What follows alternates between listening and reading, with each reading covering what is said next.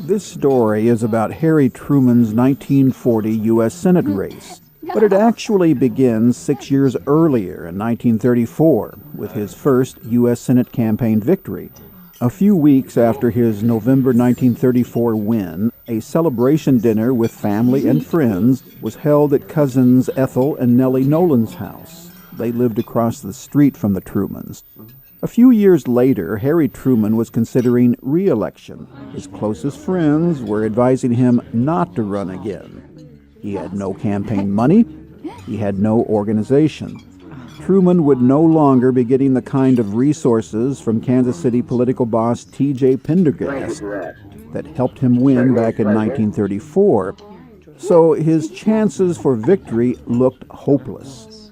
Truman has called the 1940 race his toughest. It was in this environment that Harry Truman decided to set up his 1940 statewide campaign headquarters in Sedalia, Missouri. It was in Sedalia that Truman would deliver an historic civil rights speech.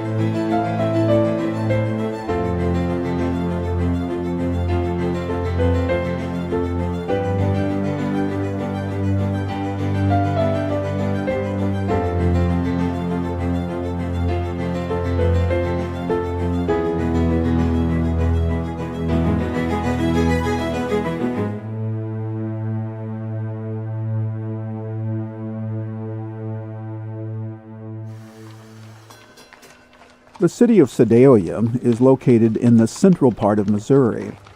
It was incorporated in 1860. In its early years, Sedalia was a major railroad center. Except for its early reputation as a railroad town with its accompanying vice and crime, Sedalia has been a prosperous and a very typical Midwestern city. Much of the commerce was located in the unusually large downtown area. At the turn of the last century, Sedalia was Missouri's fifth largest city. In 1934, Jackson County presiding judge Harry Truman learned in the lobby of a Sedalia hotel that Kansas City political boss Thomas J. Pendergast had selected him to run for the United States Senate. With the help of Pendergast, Truman won the 1934 Senate election.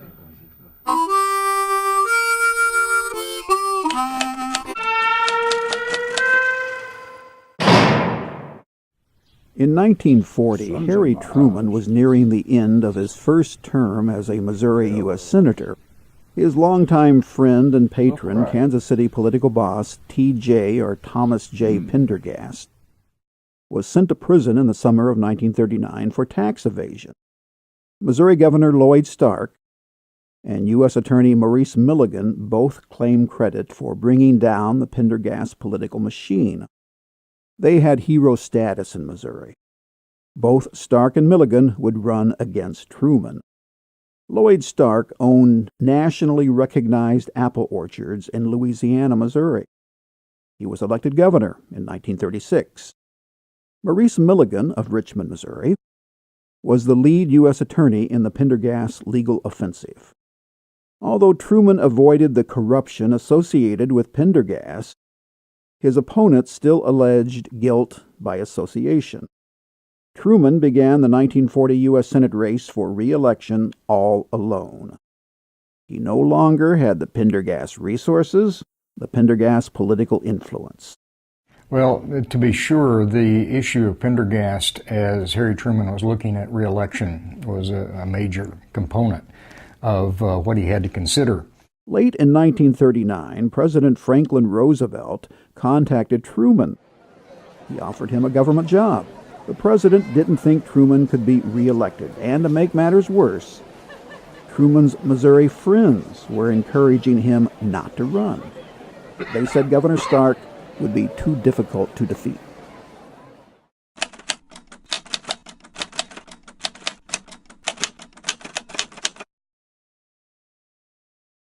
In early 1940, Truman was considering if he should run for re-election. In late January, he drove from Washington, D.C. to the Statler Hotel in St. Louis. He arranged a late January meeting of supporters to weigh his chances for keeping his Senate seat. 30 were invited. About half that number showed up. Virtually no one from neither the Kansas City nor St. Louis Democratic organizations was there. Among those attending the St. Louis meeting were Harry Easley, a banker from Webb City, John Snyder, a close friend and Reconstruction Finance Corporation official, Harry Vaughn, an old friend and a salesman in the St. Louis area, Roy Harper, a well-known attorney from southeast Missouri, and Roger Sermon, the mayor of Independence. Virtually all those in attendance told Truman he had no chance of winning. Truman listened, but decided to go ahead and run. By most of the people in the state, including the St. Louis Post-Dispatch, Truman was considered to be a dead duck as far as running for re-election. But he went ahead and filed anyway. Truman was confident that he had a strong voting record in the Senate. His relationship with Pendergast was unblemished, and unlike those attending the St. Louis meeting, Truman believed that Lloyd Stark could be defeated. On a cold February 3rd, with a forecast of snow and ice, Vic Messel, Truman's Washington, D.C. assistant, and Frank Earhart, a friend of Truman's from World War I, drove to Jeff City and filed Truman for nomination to the United States Senate. Both men would have come to this office on the second floor of the Missouri State Capitol to file Harry Truman for the United States Senate. There, in the halls of the Capitol, Messel told the Associated Press that Truman's decision to file for office should eliminate all doubts about him seeking re-election. Truman could find no one to manage his campaign. Messel got the position by default. He had to quit his U.S. Senate staff position and manage the Truman campaign without pay. Messel's wife, Irene, had to get a job to support the family. When Truman filed for re-election, Governor Lloyd Stark was already in the race. U.S. Attorney Maurice Milligan would file later. On April 9th, it was announced in the Sedalia Democrat newspaper that Harry Truman had decided to set up his statewide headquarters in Sedalia. Vic Messel would manage the office.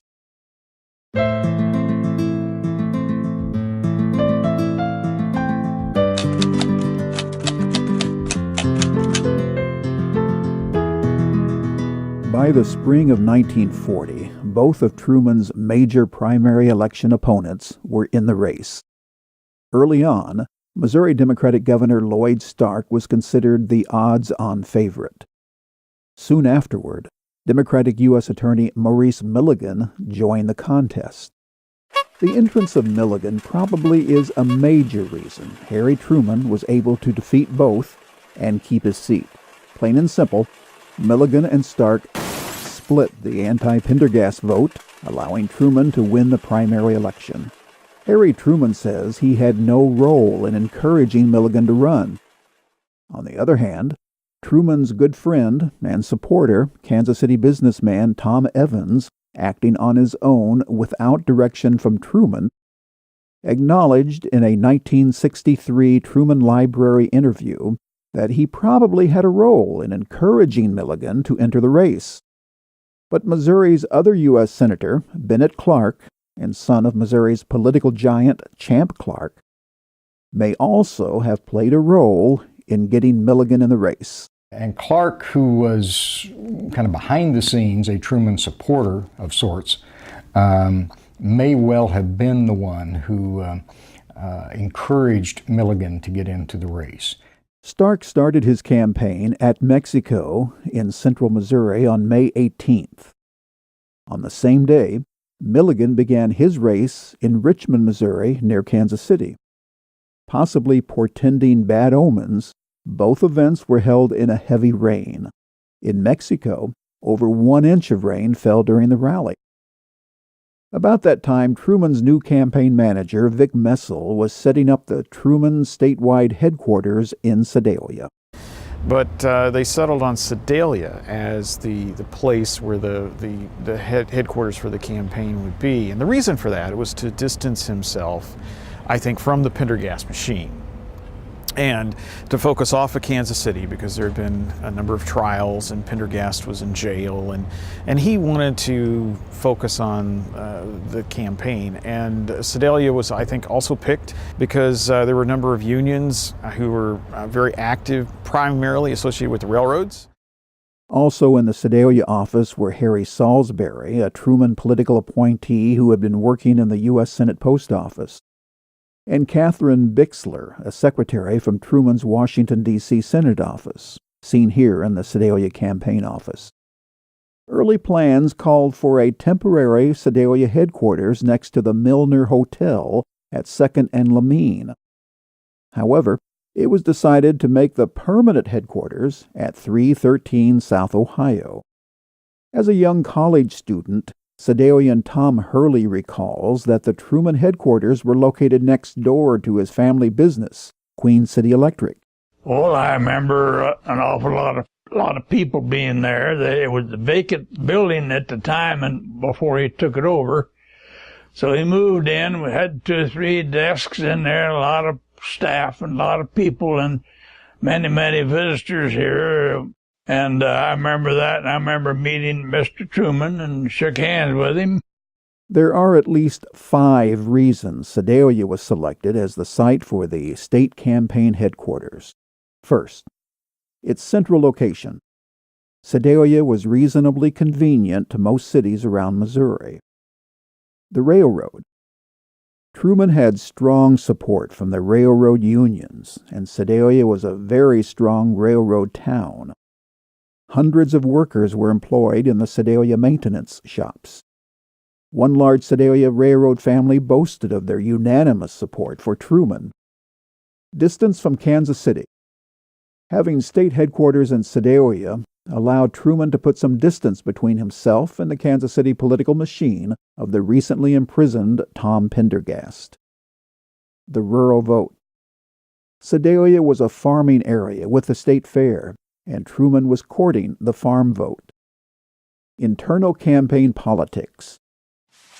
There may have been a little-known reason for setting up the state headquarters in Sedalia. Truman supporters John Snyder and Harry Vaughn had an abrasive relationship with Truman aide Vic Messel.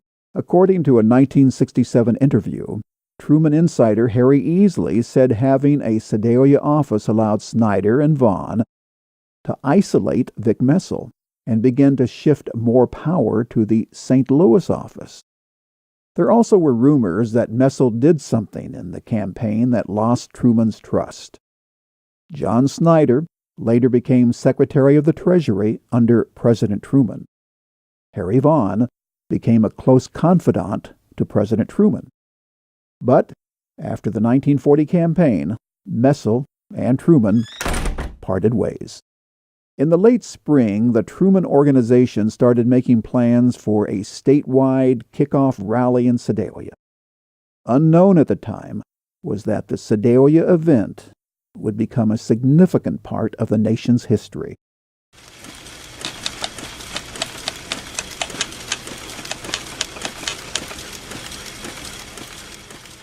By mid-spring, there were 2 Truman campaign offices.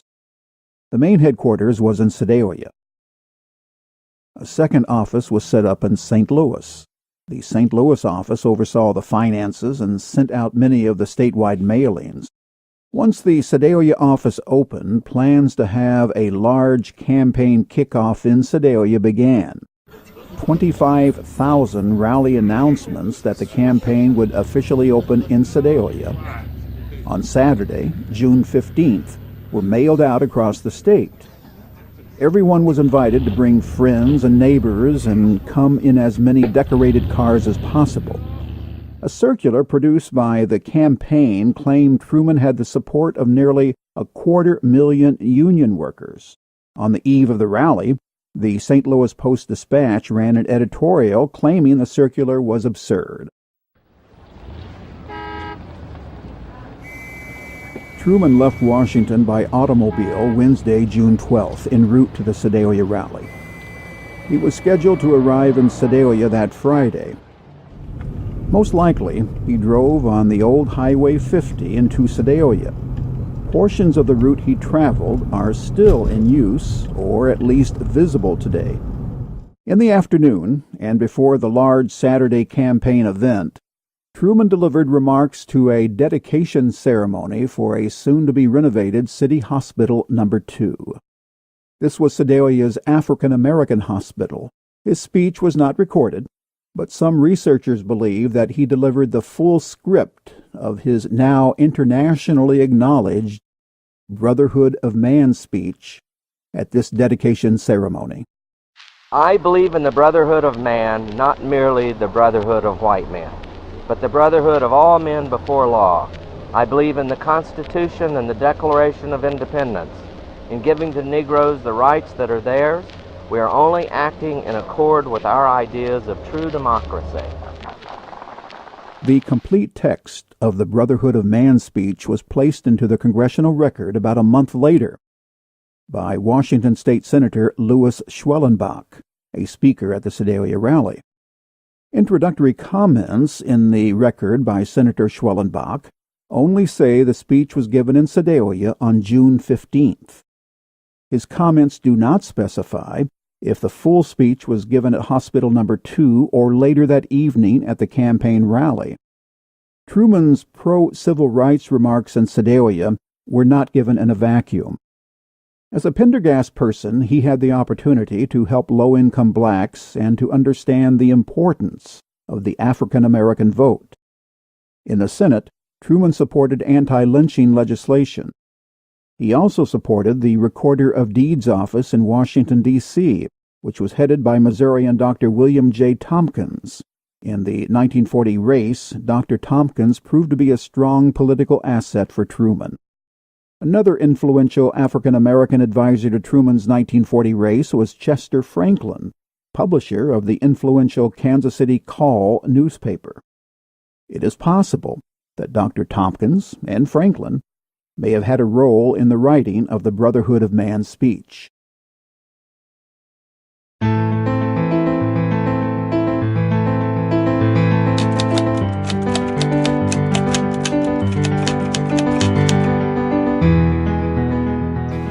Today, the western entrance to the Pettis County Courthouse has the tranquil appearance of a quiet, small-town public building. But on Saturday, June 15th, 1940, the Harry Truman re-election campaign began here. Unlike the rain-plagued kickoff rallies for Lloyd Stark and Maurice Milligan, Sedalia provided Truman with a pleasant spring evening. Earlier that day, the temperature reached 88 degrees. A large crowd was seated and standing on the courthouse lawn. Many were watching from their cars. Truman's mother, Martha, was seated in the front row. Bess and Margaret Truman were seated on the speaker's platform. 16-year-old Margaret Truman later wrote that the event introduced her to the excitement of a campaign. The speaker's podium was festooned with flags, banners, and bunting. It also prominently displayed the call letters of local radio station KDRO and Kansas City station KCMO. In those days, it was unusual for a radio station to travel halfway across the state to cover a political rally. However, KCMO probably was there because one of Truman's best friends was Kansas City businessman Tom Evans. He was a KCMO owner. During his first Senate term, Truman helped Evans acquire the station and later helped him get the KCMO call letters. Other news media in attendance, in addition to the Sedalia media, included the Kansas City Star, the Kansas City Journal, and the St. Louis Post-Dispatch, and the St. Louis Globe-Democrat. Except for the Kansas City Journal, none of the metropolitan newspapers supported Truman. Leaders of neither the Kansas City nor St. Louis political machines were in attendance. The rally chairman was Sam Ware, a Springfield attorney and longtime friend to Truman. Ware would later become a United States District Attorney. Julian Bagby, Sedalia mayor and businessman, welcomed everyone to the event. Mayor Bagby also thanked Senator Truman for selecting Sedalia to open his campaign. Chairman Ware introduced United States Senator Louis Schwellenbach of Washington State and hinted that the senator's presence implied President Franklin Roosevelt's support for Truman. But during this primary election, Roosevelt never endorsed Truman. For that matter, he endorsed no one. Senator Schwellenbach spoke and praised Truman's record in the Senate. It was time for Truman to give the main address. He walked to the podium and received enthusiastic applause from 4,000 to 5,000 people. The crowd size may have been only slightly smaller than the Stark kickoff rally a month earlier. Truman's 40-minute speech covered a broad range of topics from domestic to international issues. There is no known recording nor written copy of the speech, only newspaper accounts. The speech was described as calm and not fiery, but delivered in a low voice at a rapid pace. About two-thirds of the way through his presentation, something extraordinary occurred that made this speech historic. The audience was almost exclusively white, yet Truman devoted an entire section of his speech to civil rights. It's inexplicable that he would do it for political reasons. As you point out, all-white audience at the speech, but I think it was motivated by his sense that the Constitution applied to all Americans, as he subsequently said when he was president. I believe the first speech that he addressed civil rights, but I'm not surprised by the message. Today, Truman's June 15th comments on the steps of the Pettis County Courthouse about the rights of African Americans don't seem that weighty. In 1940, they were momentous. The following is only a portion of those words. Certainly there should be no injustice, no contemptuous or unfair treatment allotted by any class to any other class. Most of all, the stronger group should not impose upon the weaker obnoxious conditions or situations. In all matters of progress and welfare, of economic opportunity and equal rights before law, Negroes deserve every aid and protection. I think they show a continuity. I think they confirm that early on he was anchored, long before he was president, he was anchored in a commitment to equality for all Americans, including Black Americans. There is some question about the length of Truman's Sedalia Courthouse rally civil rights remarks. Some researchers, including historian and author Dr. John Taylor, believe that Truman first gave his Brotherhood of Man speech in its entirety at the dedication of the African American Sedalia City Hospital No. 2 earlier in the day. I think as Sedalia becoming an important place where Truman talks about civil rights, I think it's probably his kind of first, perhaps, pronouncement. I think that is significant. Now, why he's doing that? It's because of the breakup of the Pendergast machine. Truman has to appeal to kind of a broad constituency of voters. One important constituency happened to be African American voters, and in addition to labor and farmers. The day after the rally, the Sedalia Democrat newspaper gave a comprehensive report on Truman's entire Sedalia courthouse speech. That newspaper report contained only one small portion of the Brotherhood of Man remarks. But the St. Louis Globe-Democrat also had a reporter at the rally. The Globe-Democrat adds a little more mystery to this issue by quoting Truman as giving additional remarks from the Brotherhood of Man speech, more than what the Sedalia Democrat reported. So his civil rights remarks at the evening event before an all-white audience were not the entire text. Still, they were fairly extensive. But most likely, he didn't give the entire text of the Brotherhood of Man talk at the evening rally. Instead, he did so at the hospital dedication earlier in the day.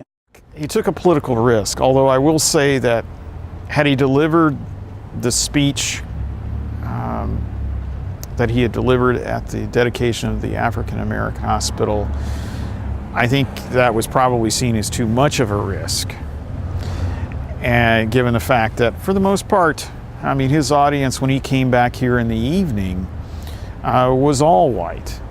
And so I think he did temper his comments for fear of alienating significant numbers of voters. For the Times, those words delivered from the Pettis County Courthouse steps were powerful, bold, and on the edge of radical. I don't know of any politician, North or South, who spoke in the kind of language he did in his speech in Sedalia. He really made a big issue of the importance of black rights under the Constitution.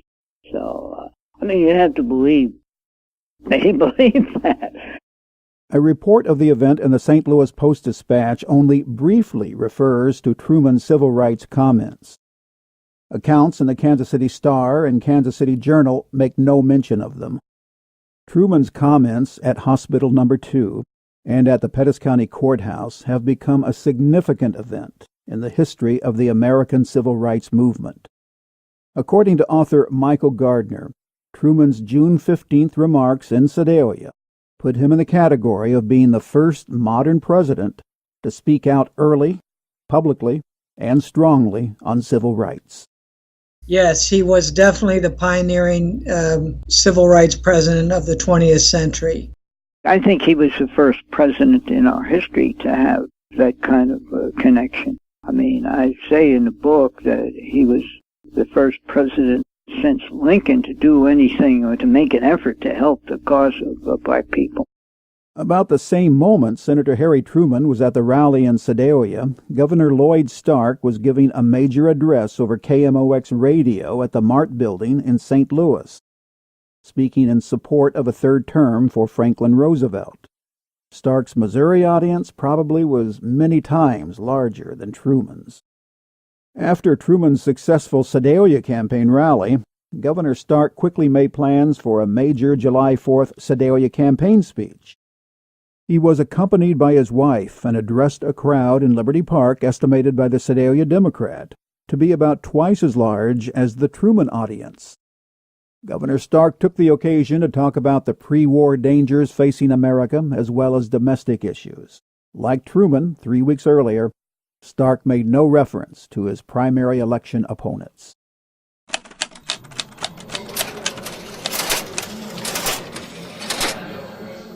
During the blistering Missouri heat of June, July, and August, Truman campaigned in 75 counties, speaking day and night and meeting hundreds of thousands of voters. Truman no longer had the resources of a now-collapsed Pendergast machine, so he had to create a strategy of uniting various groups into one pro-Truman political force. So Sedalia becomes an important place for him to kind of, I think, reconceptualize his political life. distancing himself from the machine, but at the same time appealing to kind of a broader base of constituents. Truman Sedalia's speech was an effort to merge all of these citizens. He understood that politics is a big competition in which people compete to protect their interests. And the idea was to build a coalition of groups in which he could cater to these various interests. I mean, that's how the Democratic Party built itself up over the years. This strategy presented some political advantages for a Senate race. But these constituencies also had agendas which were in tune with Truman's natural political leanings. I think it goes to the deep-rooted sense of fairness that he had.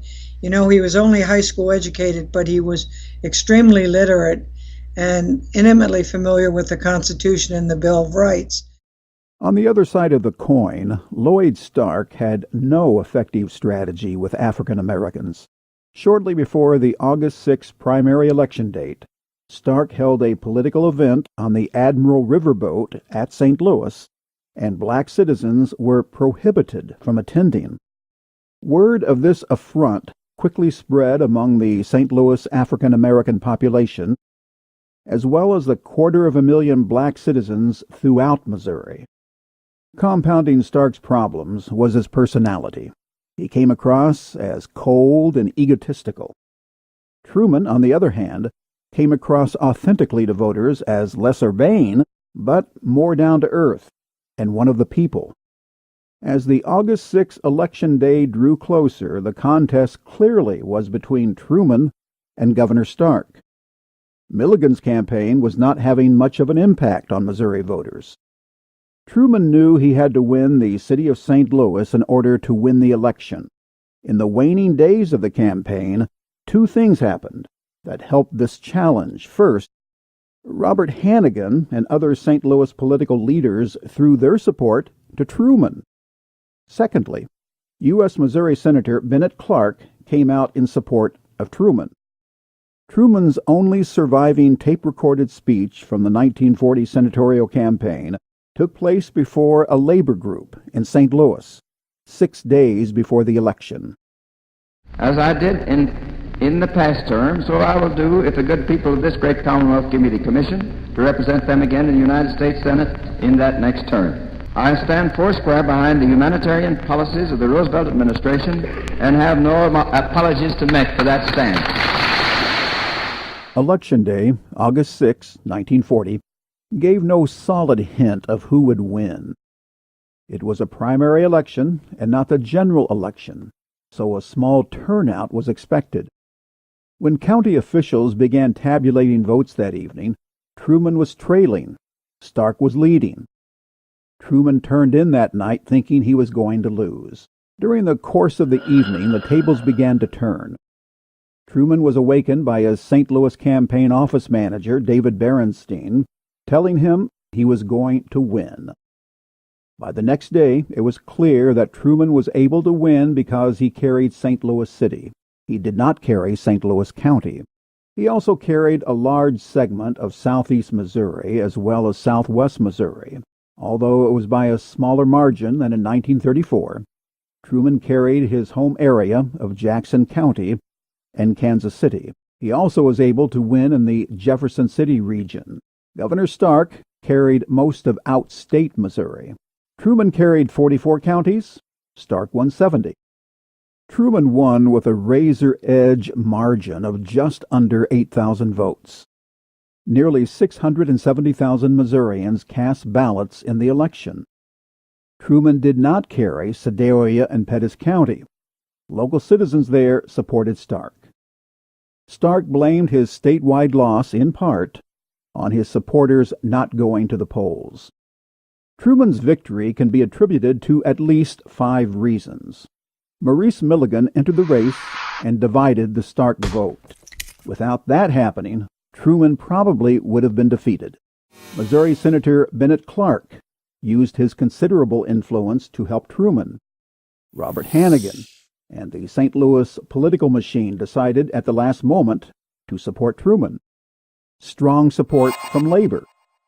Governor Stark's cold personality and Harry Truman's common man appeal After Truman's August 6 primary election win, he would go on to defeat the Republican Senate nominee Manvel Davis in the November general election 51% to 49%, also pretty close.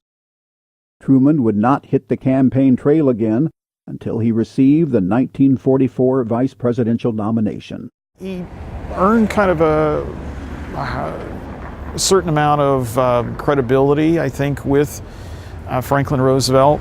In 1940, in the August campaign, Franklin Roosevelt was not his biggest supporter at all.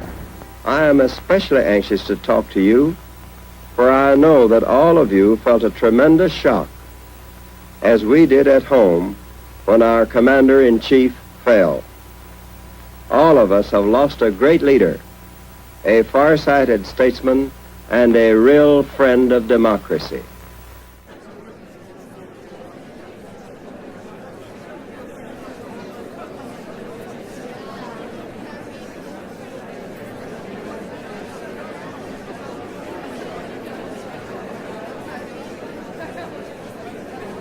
I should like to talk to you briefly about civil rights and human freedom. It is my deep conviction that we have reached a turning point in the long history of our country's efforts to guarantee freedom and equality to all our citizens. When I say all Americans, I mean all Americans.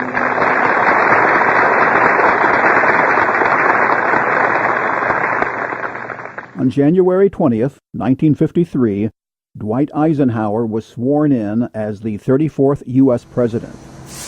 After the ceremony, Harry and Bess Truman quietly boarded the official presidential train at Union Station in Washington and returned to Missouri.